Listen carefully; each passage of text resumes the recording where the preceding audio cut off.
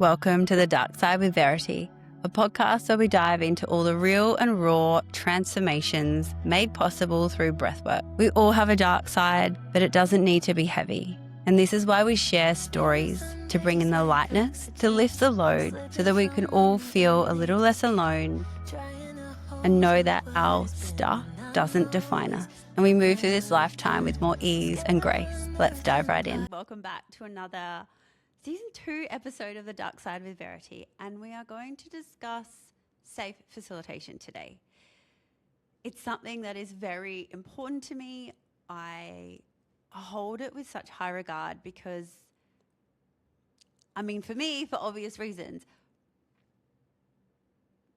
but people come to a facilitator when they're vulnerable, when their body, their energy is about to open up and maybe unlock some stuff that they have forgotten, that have been stored away deep in their body, in their past, because their body is in full protection mode.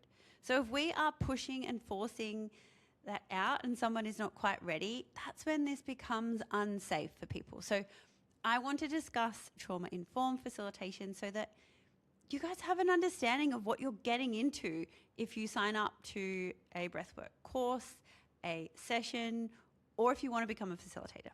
This is for you. We will begin with a breath. Close your eyes or keep them soft, and let's just take one powerful breath. From the base of your spine, let the belly rise through the nose and drop it all out nice and slow through pursed lips. Welcome, welcome. Okay, I'm just going to say it. Certification doesn't make you safe. Practice does. This is about you getting the reps in. Just because you hold a certificate doesn't mean you are a great space holder.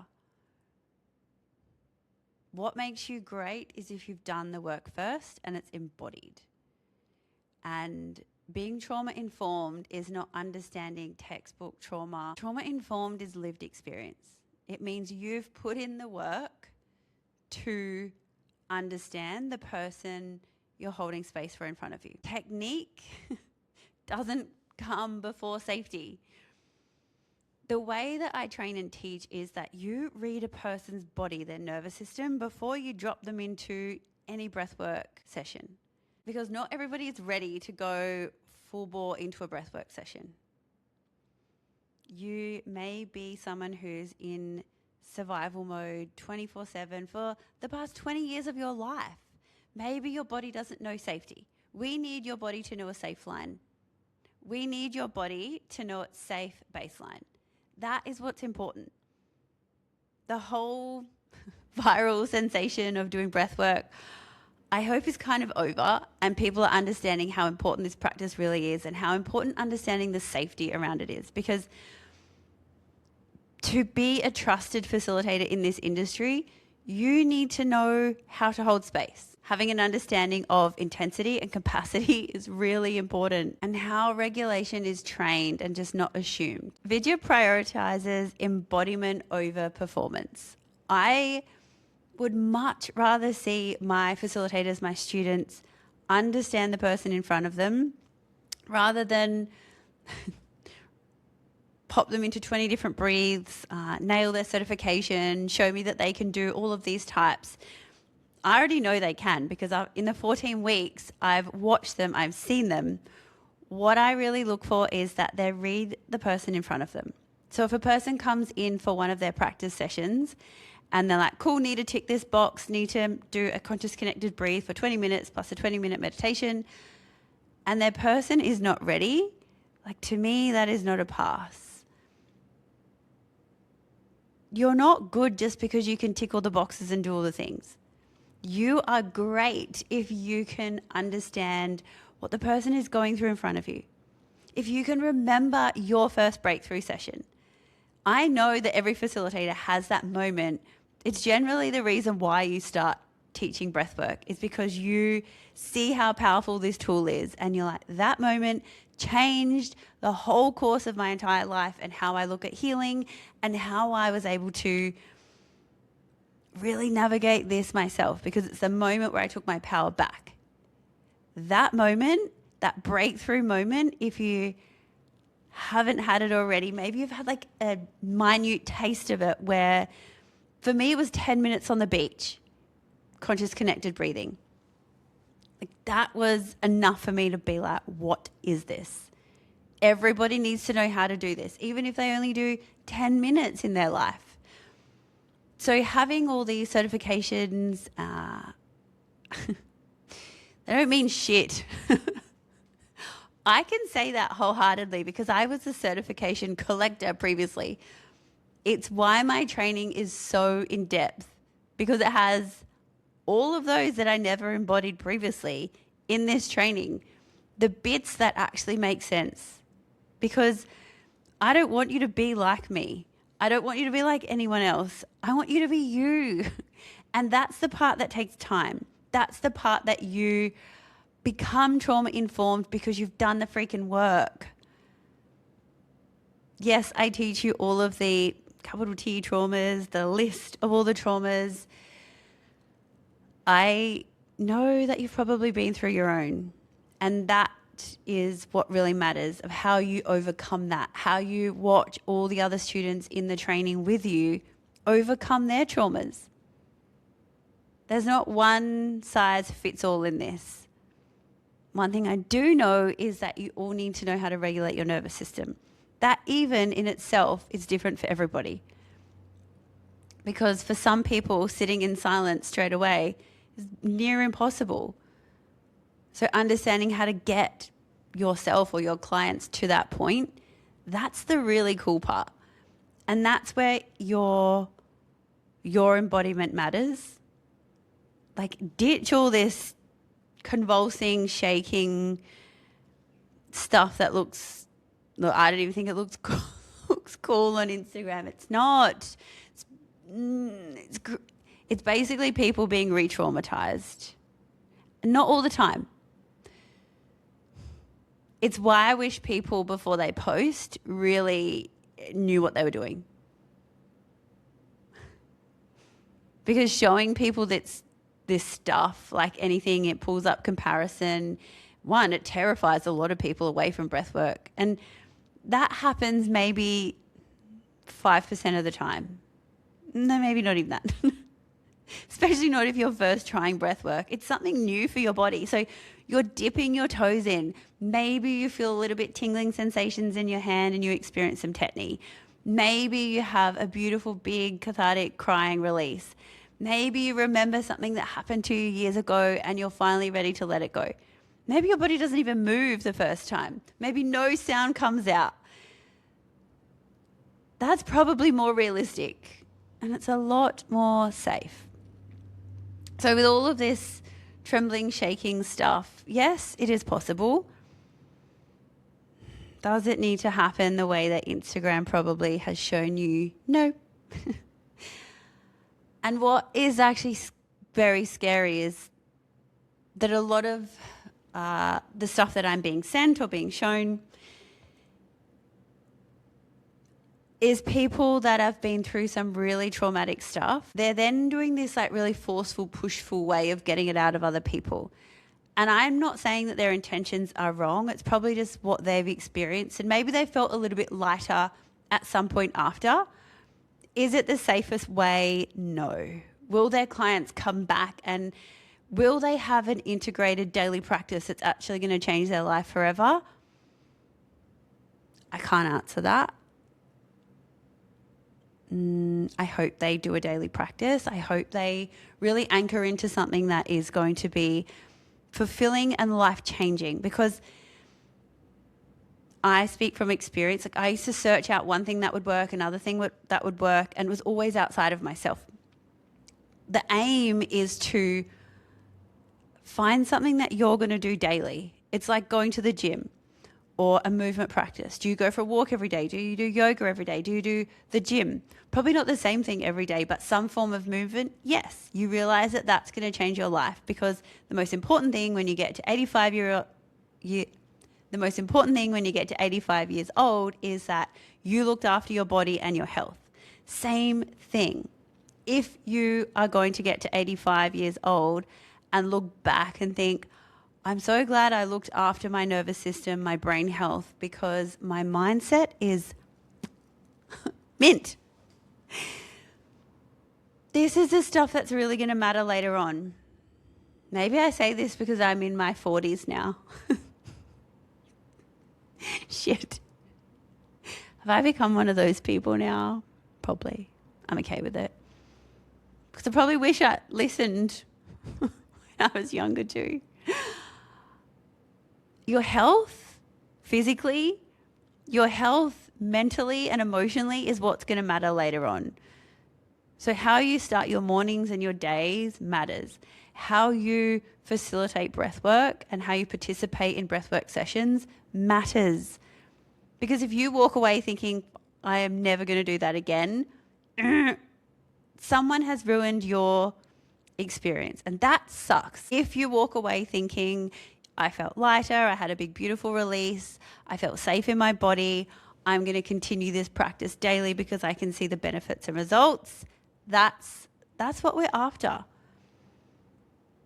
I remember a psychologist saying to me after Josh passed, and I went there at that point, I was thinking to keep my family happy because they didn't know what to do either.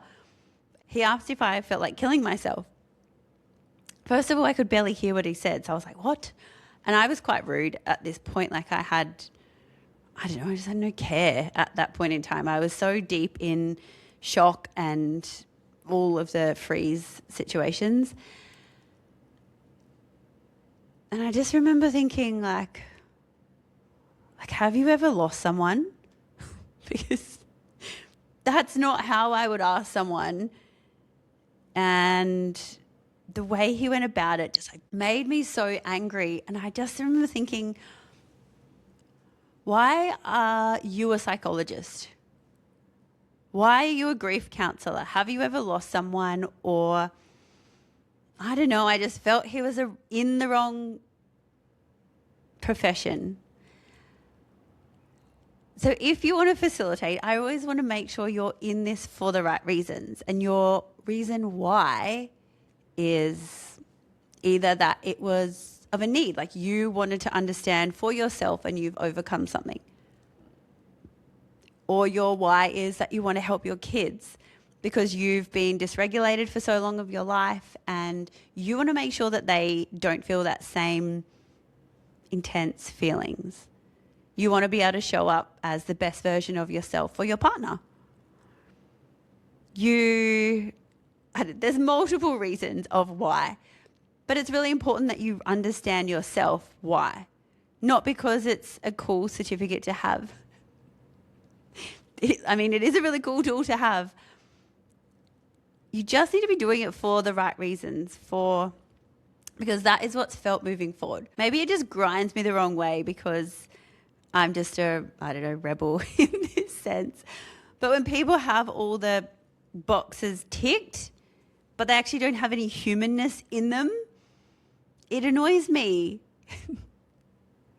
because it overflows onto the clients. And this is also because of my past. I also remember when Josh passed and I rang up to put my life coaching stuff on hold, and I had said to her, my partner just died, and she tried to coach me in that moment.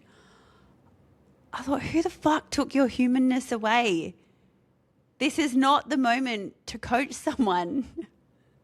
I'm still going to pay you guys the money anyway. And I ended up paying the money and never going back. And then have like a bad taste about coaches because she was probably, 20 years old, never lost anyone. It wasn't her fault. But could she have been trained better? Yes. That was the moment that I didn't want to be associated with that institute. And that was the moment that I never wanted to be called a coach. And the moment that I made sure that nobody would ever feel like that being in my presence. They would feel heard. They would feel supported. And at no point am I going to sit there and say I understand what everyone's going through. No. But I've made myself available to hold space. And that's what I want for my students. And that to me is what trauma-informed means. Yes, I make my students learn all of the trauma stuff to what's more important to me is that they are fully embodied, so that when you work with them or when you work with me, you're in our presence, you know what it feels like to feel seen, heard and supported. That is, to me, the greatest gift. Have you ever been in a relationship where someone says that they know you and you're like, you don't know me. You think you know, but you've not listened to anything I've said. You have this preconceived version of me in your head, which is not true either. So you're not hearing me, you're not seeing me, but yet you're telling me you know me? Like that is frustrating, isn't it? Never assume that you know people. Also, never assume that you know people, because people change. The version of someone you met 20 years ago, 1 year ago, 6 months ago, 1 day ago. Give people the opportunity to show you themselves now, because you don't want to be judged on your past version. Well, I don't. So I treat everyone the way I want to be treated. I want to be viewed as I am now, in this present moment, because I think that's a gift we can give everybody, because people change. People who do the work change. You can't just say you've changed. It takes commitment to yourself. And only you know that inside. So how beautiful of a gift is it to be what I call trauma-informed, so that you can hold space for your family, friends, loved ones. And you don't have to be teaching them breathwork. You just have to be open to see the person that's in front of you right here and now. It's not your job to judge, to tell people who they are. How wild a concept is that? And yet so many people do it. This is why I personally love to live in this world with lightness. I find everything quite amusing, whether it's dark humor, light humor, but I like to think of it as one big game, because in 3 decades, you're going to be forgotten. Like, that's wild, isn't it? So you might as well enjoy the shit out of this life. Do all the things you say you're going to do. That's a really beautiful quality to have, by the way, too. Not just talking about what you're going to do or how you're going to change, actually doing it. Be a doer. That is probably one of the best qualities in people. Life is short, so give people the benefit of the doubt while being a lighthouse. Oh, I love these so much. I love that the work I do translates into helping so many people, because I know how much it's helped me, and I see all my clients transform. I got a beautiful message from one of my facilitators today saying that she didn't realize how much of a spiritual journey this training would be. She's only up to week 2. But her breathwork session last night was groundbreaking, and she just said, what the fuck have I been doing for the past 10 years? That's what lights me up when people come back home to themselves.